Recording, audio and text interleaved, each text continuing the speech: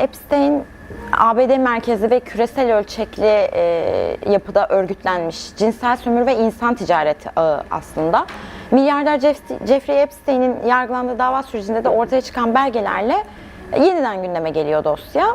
Cinsel istismar, pedofili ve fuhuş oluşturma suçlamalarına ilişkin yürütülen Epstein davasında yeni soruşturma dosyasında Türkiye'den çocukların da kaçırılıp bu suçlara ilişkin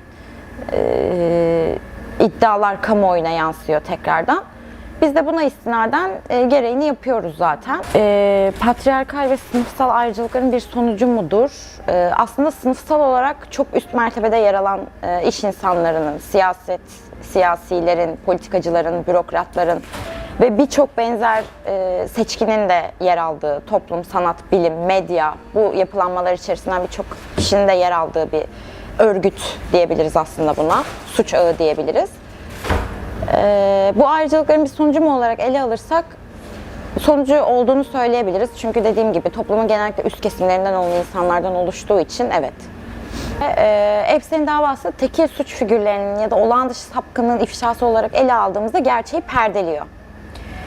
Belgeler, tanıklıklar, biz suç ağından çok egemen dünya düzeninin aslında sınır tanımaz barbarlığını bir kez daha gözler önüne seriyor. Amerika Birleşik Devletleri, İsrail, Birleşik Krallık, Avrupa'nın yönetici sınıfları, kraliyet mensupları başta olmak üzere farklı coğrafyalardan büyük sermaye sahipleri, finans, diplomasi, bürokrasi ağları, istihbarat yapıları, medya, sanat, bilim alanlarında konum alan seçkinlerin Jeffrey Epstein etrafında kurulan somut temaslar üzerinde özel uçak, ada ve otel hattında bir araya geldiklerini gösteriyor bize. Biz de dava dosyasında edindiğimiz bilgilerle cinsel sömürünün, özellikle pedofilinin, egemen dünya düzeninin siyasal, ekonomik, kültürel taşıyıcıları tarafından kurulan bu sömürü rejiminin merkezi faaliyetlerinden biri olarak nasıl örgütlendiğini ifşa ediyor aslında bize. Bu sergilenen barbarlık da bugünün dünya düzenini yöneten sınıfların neyi mümkün, neyi meşru saydığının apaçık bir göstergesi. Epstein dosyasının Türkiye bağlantısına ilişkin iddialar ilk kez 2024 yılında gündeme geliyor. Derneğimizde bu iddiaların soruşturması amacıyla 16 Ocak 2024 tarihinde Ankara Cumhuriyet Başsavcılığına Türk Ceza Kanunu'nun insan ticaretini düzenleyen 80. maddesi, çocukların cinsel istismarını düzenleyen 103. maddesi ve fuhuşla bağlantılı suçları düzenleyen 227. maddeleri kapsamında bir soruşturma açılmasını talep ediyor. Buna karşın Ankara Cumhuriyet Başsavcılığı tarafından 16 Haziran 2025 tarihinde kovuşturmaya yer olmadığına dair karar çıkıyor. Benzer biçimde de 6 Şubat depremlerinin ikinci gününden itibaren refakatsiz kalan çocukların akıbetine, tarikat yapılanmalarına teslim edildiklerine ilişkin gelen ihbarlar ve araştırmalar sonucunda yine bir suç duyurusunda, 3 farklı suç duyurusunda bulunuluyor. Bu 3 farklı suç duyurusu da etkin bir soruşturma yürütülmeden yine kovuşturmaya yer olmadığına dair kararla sonuçlanıyor, takipsizlikle sonuçlanıyor. Bu ilgili 4 kararın biz münferit veya tesadüf olduğunu düşünmüyoruz. Bugün ortaya atılan iddialar karşısında da daha önce dile getirdiğimiz risklerin gerçekleşmiş olma ihtimaline binaen geçmişte alınan takipsizlik kararlarının yeniden değerlendirilmesinin zorunlu hale geldiğini düşünüyoruz. Buna benzer bir olay olarak da yine aynı çerçevede yine 16 yaşındaki çocuk işçi Burak Uğraş'ın Antalya Rixos Otel'deki şüpheli ölümünün bağımsız ve etkili bir soruşturma anlayışıyla yeniden görülmesini talep ediyoruz. Bu da benzer olarak sayabileceğim olaylardan biri. Bu hususta gerçekten toplumun bir kümülatif halde mücadelesi çok önemli. Bu ilişkilerin ifşalar ve skandallar aracılığıyla bizde görünür kılınması da bir rastlantı değil aslında. Epstein dosyasında ortaya çıkan iddialar hukuki ve siyasi sonuçlar üretmek yerine magazinel başlıklarla izlenebilir bir korkuya dönüştürülmeye çalışılıyor aslında. Bu ifşalarda politik bir yüzleşme aracı olmaktan çok kamuoyunda geçici bir deşarj mekanizması olarak işletilmek isteniyor. Bu noktada da özellikle gazetecilere ve siyasilere aslında çok büyük bir sorumluluk düşüyor.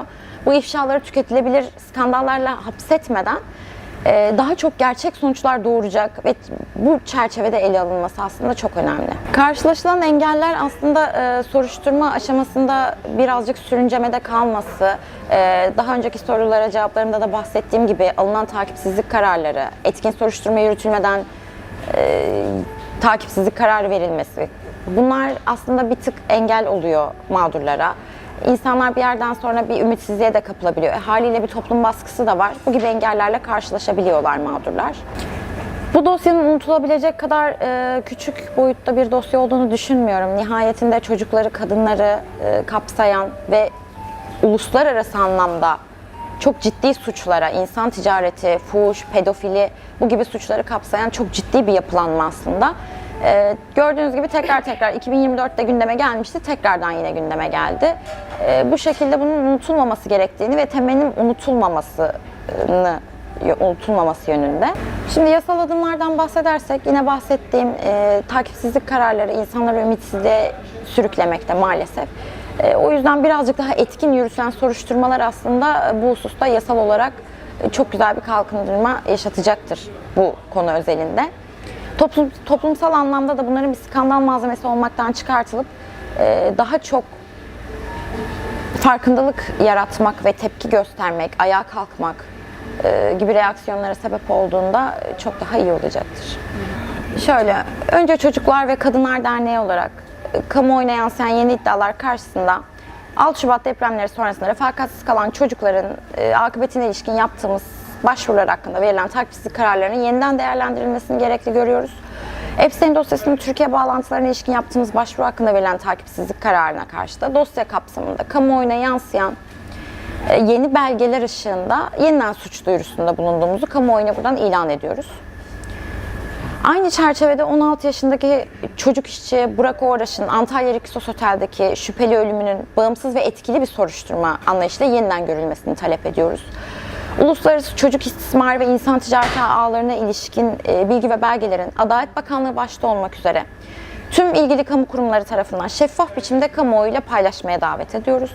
Bizim mücadelemiz yalnızca tekil dosyaların yeniden ele alınması değil, çocuklara ve kadınlara yönelik suçların küresel düzeyde üreten ve koruyan bu işleyişe karşı aslında. Çocuklar için adalet bu düzenle yüzleşmeden mümkün değil. Bu nedenle kamuoyunu bu barbarlıklar karşısında sessiz kalmamaya, hesap soran, takip eden, yüzleşmeyi talep eden bir tutum almaya çağırıyoruz.